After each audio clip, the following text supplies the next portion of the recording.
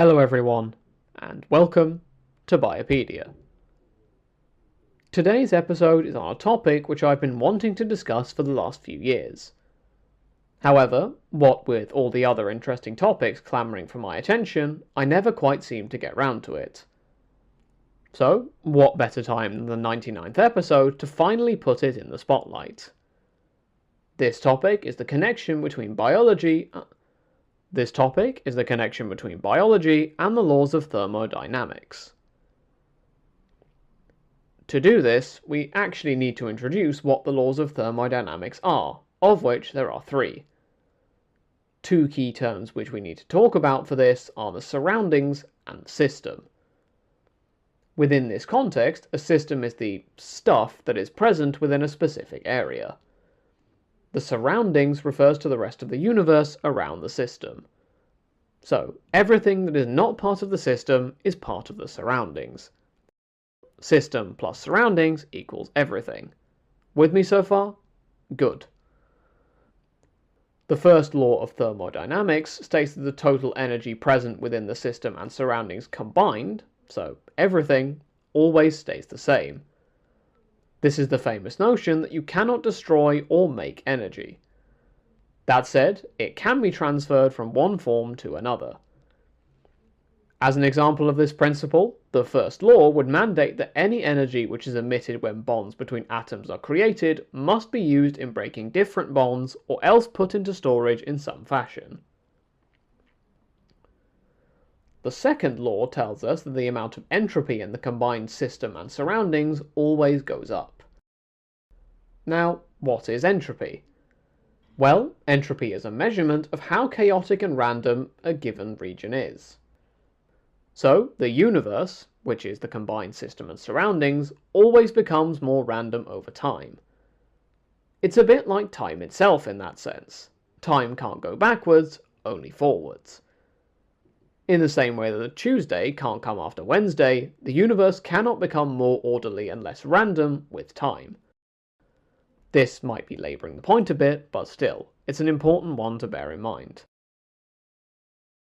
Now, apparently the third law of thermodynamics has a bit more controversy in terms of its actual wording. A version I've seen in a Nature Communication paper from 2017 essentially says that the most agreed on version is that it would require an infinite amount of time and/or number of moves to get to absolute zero. Incidentally, absolute zero is a temperature equal to about minus 273 degrees Celsius.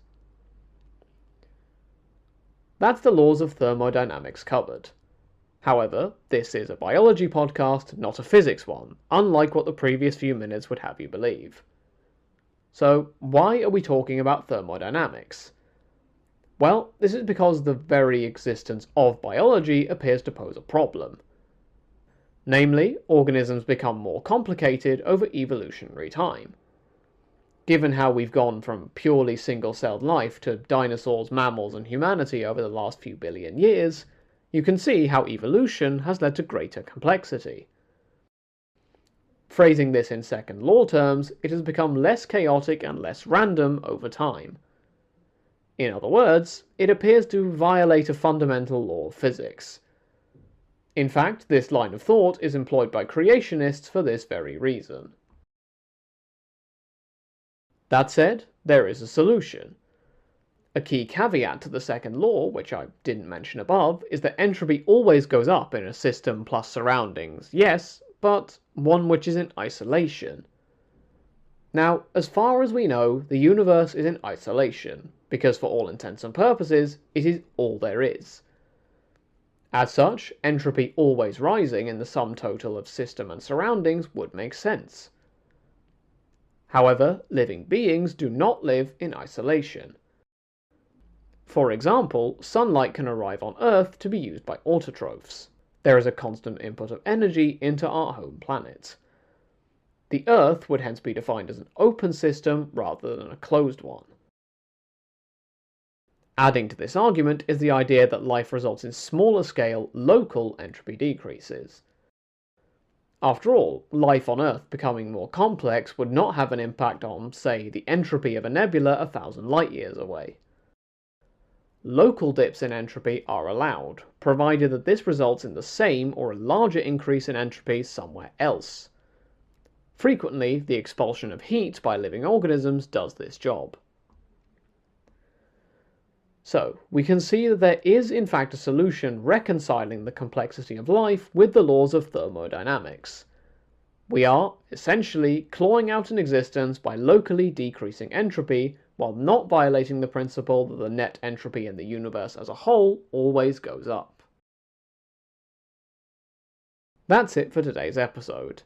As always, thank you for listening.